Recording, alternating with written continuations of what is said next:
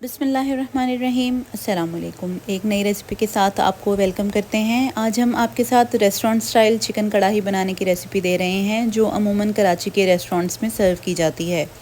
यकीनन ये रेसिपी आपको बहुत अच्छी लगेगी। चंद मिनटों में ये बनकर तैयार हो जाएगी बग़ैर किसी मेहनत के। यह चिकन कढ़ाई बनाने के लिए मैंने एक पतीली में आधा कप तेल शामिल किया है और साथ ही आधा किलो कढ़ाई कट इसमें मैंने चिकन शामिल कर दिया है छोटे पीसेस में।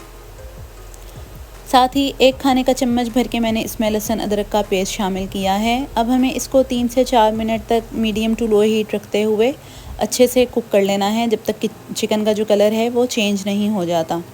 कढ़ाई में अमूमन ऑयल ज़्यादा इस्तेमाल होता है, इसलिए मैंने आधा किलो चिकन में आधा कप तेल का इस्तेमाल किया है। आप चाहें तो इसको अपनी हेल्थ और टेस्ट के अकॉर्डिंग कम या ज़्यादा कर सकते हैं।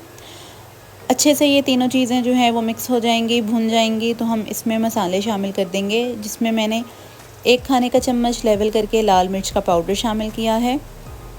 साथ ही साथ मैंने इसमें आधा चाय का चम्मच हल्दी का शामिल किया है और नमक आप इसमें अपने टेस्ट के अकॉर्डिंग शामिल करेंगे।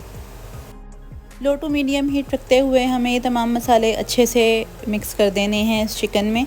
अगर आप हमारे चैनल पर नए हैं तो ये रेसिपी देखते हुए हमारे चैनल को सब्सक्राइब कर दें। इंस्टाग्राम और फेसबुक पर हमको फॉलो भी कर लें। कढ़ाई बनाने की ये रेसिपी बहुत ही आसान है, लेकिन इससे कढ़ाई का टेस्ट और जायका बहुत ही मज़े का होगा। यकीनन ये रेसिपी आपको बहुत पसंद आने वाली है जब आप इसको ट्राई करेंगे।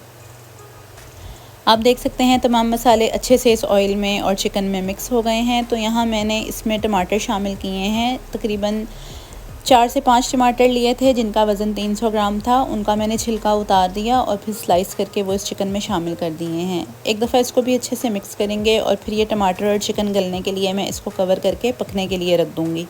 तकरीबन 12 से 15 मिनट लगेंगे, हमारा ये चिकन भी गल जाएगा और जो टमाटर हमने इसमें शामिल किए हैं वो भी अच्छे से पक जाएंगे।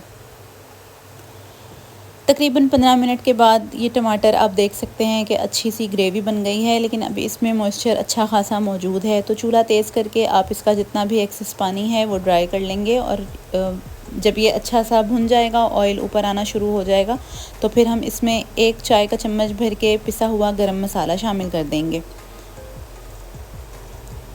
गरम मसाला शामिल करने के बाद यहाँ मेरे पास कुछ हरा मसाला, जिसमें अदरक, हरी मिर्च और हरा धनिया शामिल है, वो शामिल कर देंगे।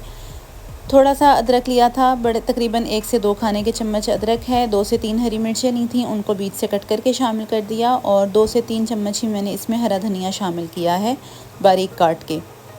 इन तमाम अज़्ज़ा को एक दफ़ा अच्छे से मिक्स करेंगे और फिर इसको 1 से 2 मिनट के लिए सिमर होने के लिए रख देंगे।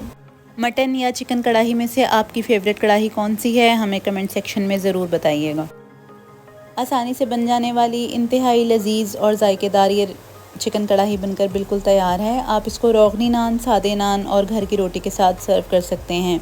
यकीनन ये रेसिपी आपको अच्छी लगेगी। इस रेसिपी को एक दफ़ा ज़रूर ट्राई करें, हमें अपने फ़ीडबैक से आगाह करें।